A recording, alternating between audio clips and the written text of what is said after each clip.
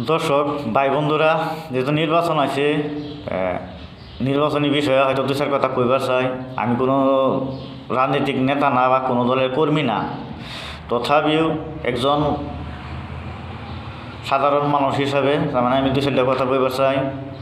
আজকা দেখুন, বিজেপি সরকার আওয়ার পরে মুসলমানের উপরে কত ধরনের বিভিন্ন ধরনের অত্যাচার, এই উচ্ছেদ করে মানুষ মারলো, মসজিদ মাদ্রাসা ভাঙলো, তার মানে বিভিন্ন ধরনের ঘটনা ঐতি আছে মুসলমানের উপরে।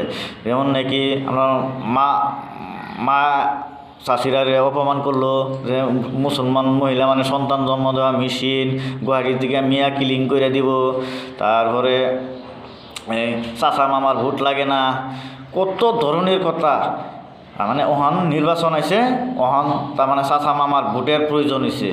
ওহান মাইনরিটি এলাকাত গিয়া এই যেগুলি নীলাজে কইছে যে চাচা মামার ভোট লাগে না, সেই নীলাজে ওহান তার মানে মাইনরিটি এলাকাত প্রচার চলাইতেছে, তার মানে মাইনরিটির ভোট লাগে।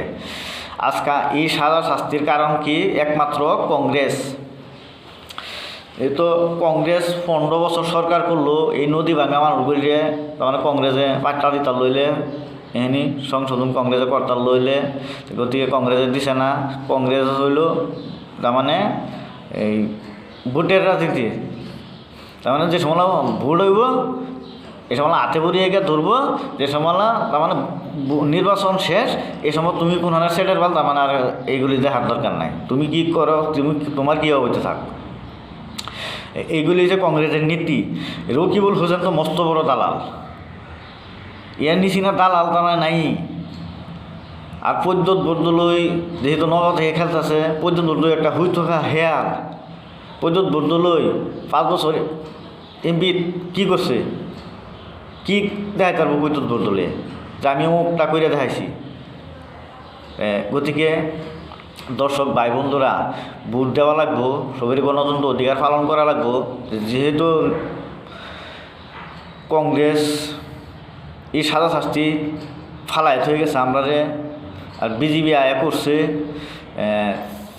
আমলার এখন চিন্তা ভাবনা কইরা মূল্যবান ভোটটা এমন ব্যক্তি দেওয়া লাগে যাতে যে আমলার হইয়া দিল্লি গিয়ে হাইরা বুক ফুলাইয়া কথা কইতে পারে। এমন উপযুক্ত পার্টি দেখিয়া দর্শক ভাই বন্ধুরা মূল্যবান ভোটটা দিবান, এখানে আশা রইল আমার। পরবর্তী হয়তো আবার দেখা হবে। আজকে এখন তোই।